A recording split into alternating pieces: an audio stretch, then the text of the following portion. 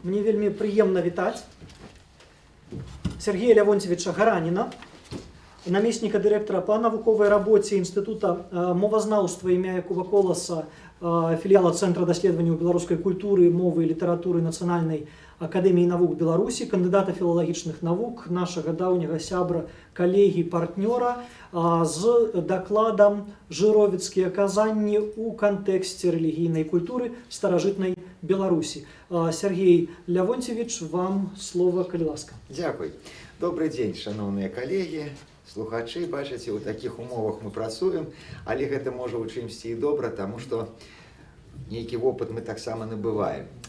Трэба сказаць, што аб'ектыўная рэальнасць, і тая, якая была, і тая, якая ёсць, адлюстроўваецца ў свядомасці людзей не толькі праз розныя рэалістычныя апавяданні, праз гістарычныя дакументы, праз розныя, скажем так, артефакты, але і ў фантастычных легендах, казаннях, аповесцях. Бо ўвогуле ж кажучы, чалавек – гэта істота нерацыянальная. Ён верыць у цудоўнае, а Богу вельмі хоча верыць у магчымасць нейкіх звышнатуральных з'яў, якія не паддаюцца рэальнаму вытлумачэнню і выходзяць за межы законаў прыроды і за межы фізічнага свету. Пры гэтым адны людзі з прастадушнай такой шчырай наіўнасцю прымаюць гэтыя цуды на веру, іншыя ж з палемічнай палкасцю абвяшчаюць гэта забабонамі і цемрашальствам, а самі цудоўныя здарэнні фальсіфікацыяй і наўмыснай выдумкай. Вядома, што з пункту гледжання матэрыялізму, пантэізму, дэізму цуд немагчымы, таму што ў прыродзе не існуе нічога, акрамя, так скажем, яе самой. Калі нейкая з'ява і ёсць, то гэта не значыць, што яна цудоўная, яна проста невядомая нам.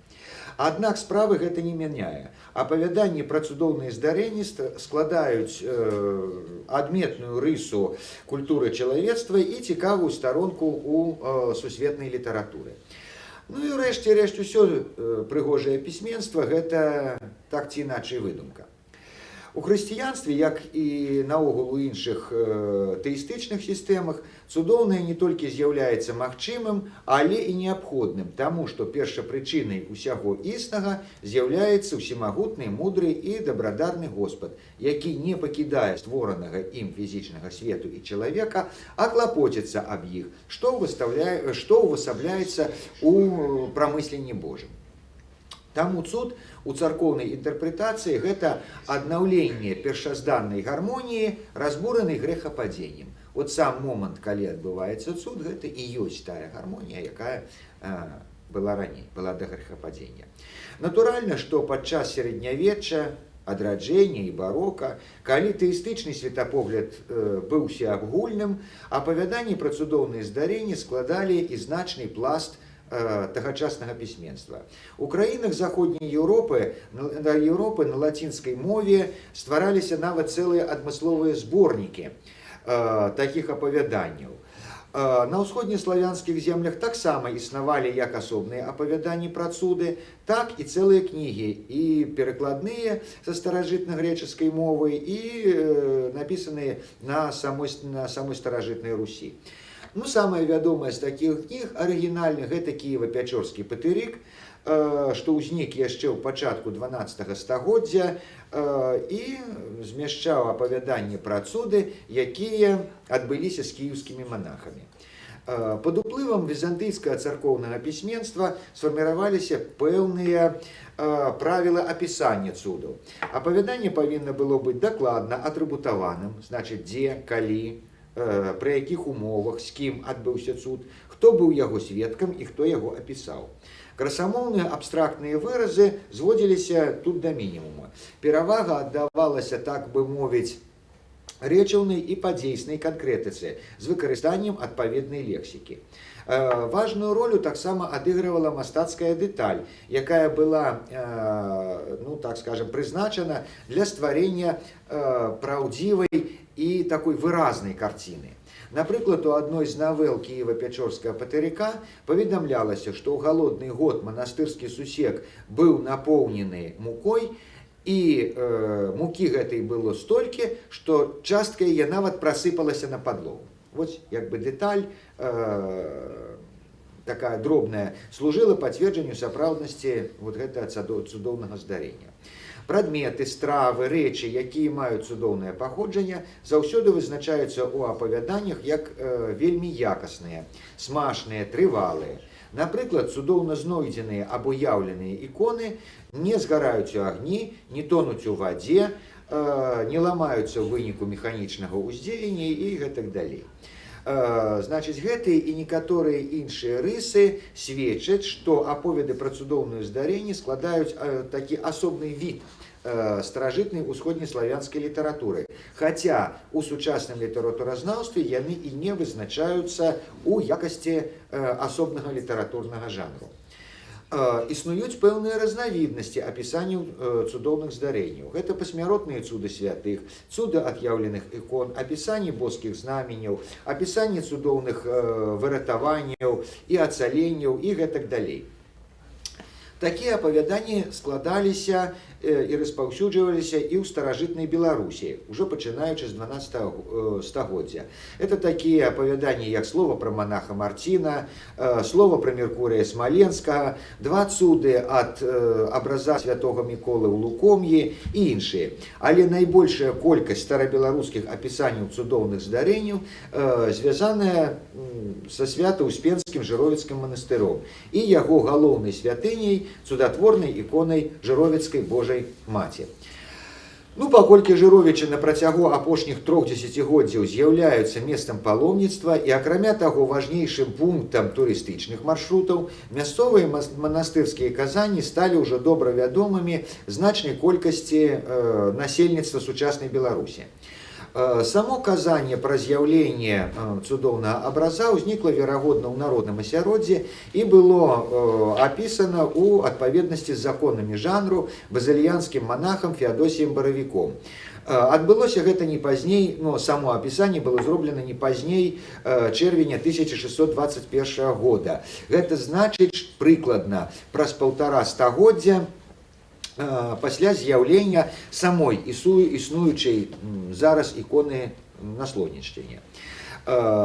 Дакладнае з'яўленне абраза невядомае, але можна меркаваць, што заснаванне царквы ў Жаровіцах было звязана з дзейнасцю ўладальніка маёнтка Александра Солтана.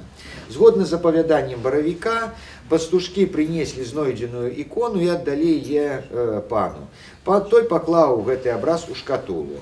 Праз нейкі час ікона са шкатулы знікла, а пасля была знойдзена зноў на тым жа месцы, дзе бачылі яе гэтыя пастушкі.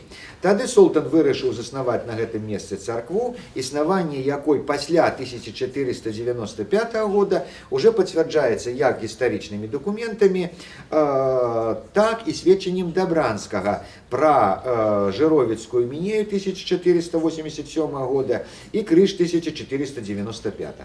Далей у апавяданні Феадосія Баравіка ідуць апісанні пажару, ці дакладней некалькіх пажараў 16-17 стагоддзяў, калі царква быццам неаднаразова згарала, а ікона цудоўным чынам захоўвалася, пра што я казаў, як жанравая такая адметнасць.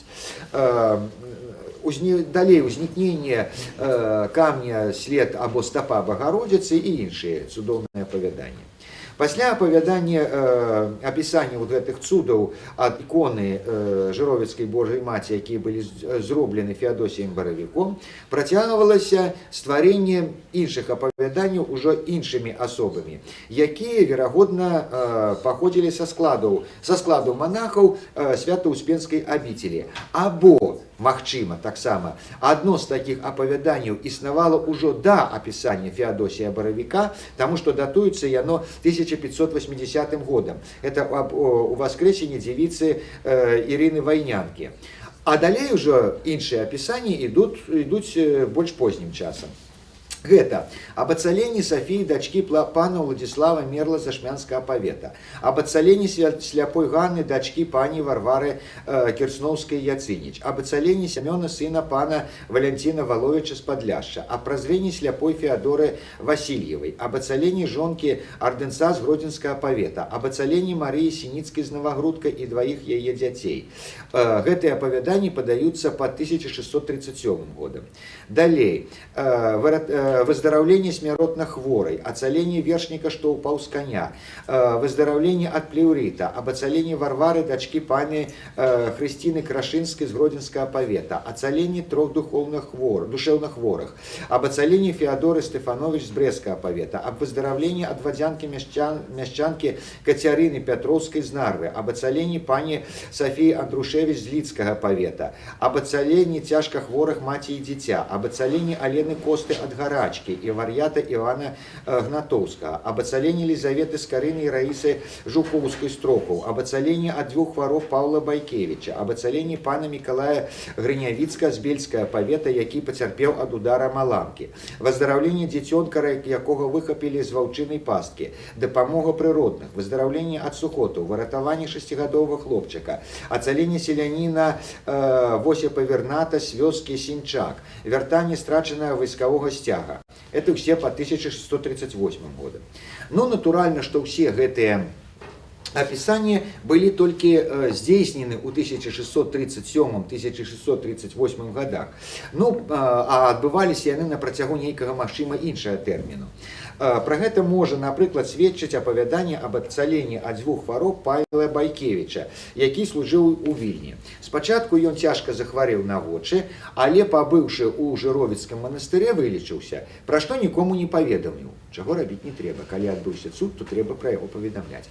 Праз нейкі час у яго з'явіўся чыр у горле, такі, што ён не мог ні гаварыць, ні сесці, ні піць, ледзьве дыхаў. Пан даў абяцанне здзейсніць паломніцтва ў Свята-Успенскі манастыр і вылецеўся. Але у Жыровіцы ён так і не пашоў. Тады з Байкевічам пачаліся розныя беды, якія ён сам палічыў пакаранне за невыкананне гэтага абету. Нарэшце ён здзейсніў паломніцтва і распавёў пра сваё цудоўнае вылечванне. Зразумела, што падзеі гэтыя адбываліся паслядоўна на працягу нейкага, больш ці менш значнага тэрміну. Але запіс гэты быў зроблены як цуд, які адбыўся 15 чэрвеня 1638 года. Так што у пэўнай ступені, тут такая своеасаблівая структура мастацкага часу. Як і ў іншых апавяданнях, што з'яўляецца пэўнай ступені жанравым такім патрабаваннем. Асобна ад гэтых пералічаных мною апавяданняў знаходзяцца 2 запісы па 1617 годам. Гэта значыць таксама яшчэ да аповесці Феадосія Баравіка. Гэта апавяданні аб пакаранні блазна Хрыстафора Гляндера Рамптуна і аб пакаранні адной кальвіністкі.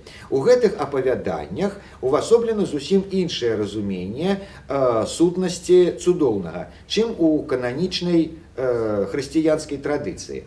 Згодна з апошняй, цуд даецца вернікам па волі боскай як дар, у якім, як я ўжо казаў, адраджаецца першазданная гармонія, страчаная чалавецтвам у грэхападзенні. Цуд нічога не дэманструе і нічога не пацвярджае, ён проста ёсць.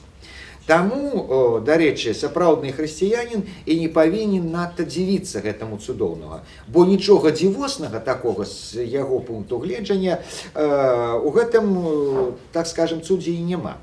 Дадзеныя ж 2 апавяданні гэта, так бы мовіць, цуды на выварат. Падобныя да цуду ператварення віна ў брудную кроў, што адбылося з Іпатіем Пацеем. Калі Христос ператварыў ваду ў віно, то тут віно ператварылася ў брудную кроў. Боская сіла выступае ў гэтых апавяданнях 1617 года як карная. У першым, апавяданні пан пасмяяўся са сляда Багародзіцы, захварэў, ледзь не памёр, але пасля ён спужаўся, усвядоміў свой грэх, пакаяўся і тым адкараскаўся ад гэтай смяртэльнай хваробы. У другім кальвіністка выказала недавер да святыні і захварэла на дрэнныя і брудныя хваробы, але праз сваю ганарлівасць не пакаялася і так у граху і памерла. Гэтыя эпізоды служаць пацверджанні сапраўдасці каталіцкага веравызнання і выступаюць элементам царкоўна-літаратурнай палемікі, якая разгарнулася падчас контррэфармацыі і заключэння Берасцейскай царкоўнай уніі. Такім чынам, за старажытны перыяд, акрамя аповесці самога Баравіка, захавалася 29 асобных апавяданняў пра цудоўныя здарэнні, якія толькі што былі пералічаны мной. Агульным чынам за старажытны перыяд, толькі за старажытны перыяд, вядома не менш за 150 такіх апавяданняў. І ні адно з гэтых апавяданняў, акрамя, паўтараю, аповесці самога Феадосія Баравіка, не даследавалася ні літаратуразнаўцамі, ні моваведамі, ні гісторыкамі, ні культуролагамі. Ні адно з іх не друкавалася ў навуковых працах, і ні адно з іх не папублікавалася ў нейкіх навуковых выданнях. Нават назвы, якія я сёння агучыў, якія вы сёння пачулі, гэта назвы умоўныя, якія нададзены, так скажем, мной самім, у адпаведнасці проста са зместам напісанага, таму што ў тэксце яны ідуць без назваў. Варта пры гэтым падкрэсліць, што запісаныя вот этой гісторыі прайшлі несумненна праз горн іх літаратурна-пісьмовай апрацоўкі у адпаведнасці з канонамі жанру. У самім манастырі і сярод мясцовага насельніцтва могуць існаваць яшчэ іншыя апавяданні або варыянты апісання вядомых выпадкаў. Ніхто з навукоўцаў гэтыя апавяданні ніколі не збіраў, не запісываў і ніколі не даследаваў. Я зараз завяршаю. Гутарка такім чынам ідзе аб цэлым цыкле твораў, адзіным і унікальным у сваім родзе для беларускай славеснасці, што яшчэ чакае свайго даследчыка. Ну і ў заключэнні дадам да гэтага тое, што стварэнне апавяданняў пра цуды ў Жыровіцкім манастыры не спынілася і пасля завяршэння старажытнай эпохі, а працягвалася ў 19 і 20 стагоддзях. Гэта вядомая гісторыя аб выратаванні манастыра падчас нямецкае наступлення і гісторыя пра спробы бамбёжкі манастыра савецкай авіяцыяй і многія іншыя. Апошнія з вядомых мне апавяданняў датуюцца 2016 годам. Вот вам жанр старажытнай літаратуры, які працягвае існаваць і да сённяшняга часу. І я перакананы, што ў народным асяроддзі такіх гісторый існуе значна болей, чым вядома у пісьмовай традыцыі. Дзякуй за ўвагу. Дякую вялікі, Сергей Лявонцевич. Я агучу одно пытанне толькі, которое поступило до нас праз электронную камунікацыю. Я паспрабую прасіць кароткага адказу. Пытанне такога кшталту. Вядома, што цуды, і апісанні гэтых цудаў, што адбываліся ля іконы ў Жыровічах, былі ў нейкіх формах апублікаваныя. Былі публікацыі працы Феадосія Баравіка разам з цудамі ў 1629, у 1628 і некалькі пазнейшых было публікацый. І сапраўды цуды працягваюць фіксавацца дагэтуль. Сёння ў манастыры таксама ёсць кніга, куды запісваюцца. Нават электронная кніга ёсць. Можна проста запісаць нават у рэжыме онлайн, калі што-небудзь адбываецца. Нават ёсць электронная такая. І ў сувязі з гэтым якраз пытанне. Вядома, што яно такое сфармуляванае, вядома, што датычна іншых некаторых цудатворных ікон публікаваліся ўвесь час зборнікі цудаў. Папаўняліся, дапаўняліся і пашыраліся. Жыровіцкія ж гэтак фактычна не перавыдаваліся і, напрыклад, у 18 стагоддзі амаль не выходзілі. Што дзіўна, бо рукапісна яны вяліся. Я толькі тут свой каментар дадам. Цудаў было вельмі многа, рукапісныя кнігі гэтыя засталіся, але сапраўды не даследаваны, як вы і апісалі. Мне ўдалося выявіць каля 1500 гэтых запісаў пра цуды, якія захоўваюцца ў Санкт-Петербургу і ў Львове ў розных зборах бібліятэк розных уже на сёння краін.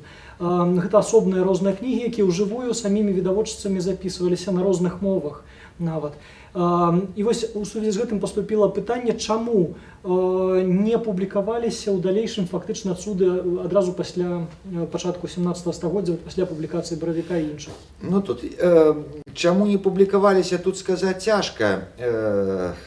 Таму што можна толькі меркаваць, чаму не публікаваліся. Справа ў тым, што сама па сабе і гісторыя Жыровіцкага манастыра, гэта гісторыя дастаткова непростая, бо гэты манастыр, як мы ведаем, у ну, пераходзіў з, так скажем, з рук у руки. Да? Вот. Таму ці былі, напрыклад, зацікаўлены тыя ж царкоўныя ўлады, якія з'яўляліся ў 19 стагоддзі, у другой палове 19 стагоддзя, публікаваць цуды, якія адбываліся ў манастыры падчас, скажем, таго, як ён знаходзіўся і быў пад юрысдыкцыяй каталіцкага касцёла.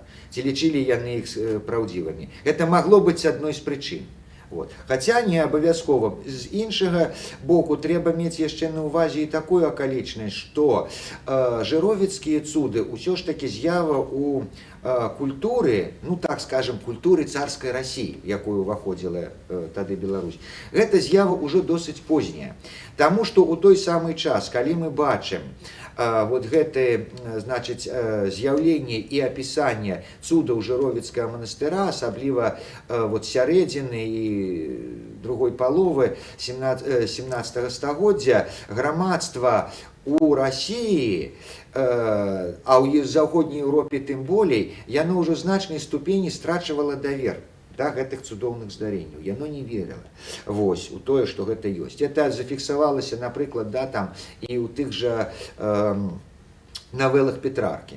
Вось, калі, значыць, ёсць блазнерства пэўнае з гэтых цудаў. І ёсць яшчэ адзін такі цікавы выпадак, звязаны з рускім расколам, што адбывалася ў Расіі, дачынення як бы не мела, але проста паказвае адносіны чалавека 17 стагоддзя, нават у Расіі рэлігійнай, да гэтых цудаў. Значыць, аднаго з лідараў рускага раскола, пратапопа Логіна, пасадзілі ў цямніцу. Пасадзілі яго ў цямніцу, там было вельмі халодна. І у ноч, як сказана, Бог даў яму шубу новую і шапку. Ну, зразумела, што, значыць, да, нейкім чынам гэта адбылося. Цуда, значыць, адбыўся вот такі цуд. А патрыярх Никон посмеяўся: «Знаю я супустосвятов тех, и шапку-то у его отнял, а шубу оставил». Значыць, такім чынам, ну, так сказать, з аднаго боку, бачыце, такая пэўная, ўсё ж такі патрыярх Никон, ён і сам-то царкоўная асоба. І таму вот як бы шапку ён атабраў, а шубу ўсё ж пабаяўся. Так што ўжо меўся недавер, не было таго фону, на якім гэта бы магло адбывацца. Проста ў манастыры манахі захоўвалі, хавалі для сябе, так сказать. Ну як хавалі? Не хавалі, калі ласка, можна было азнаёміцца, але для публікацыі шырокай не было спрыяльнага фону. Магчыма. Дзякуй вялікі, Сергей Лявонцевіч, за грунтоўны даклад. Такія ж удзячнасці паступаюць вот нам у каментарах. Ёсць яшчэ іншыя пытанні.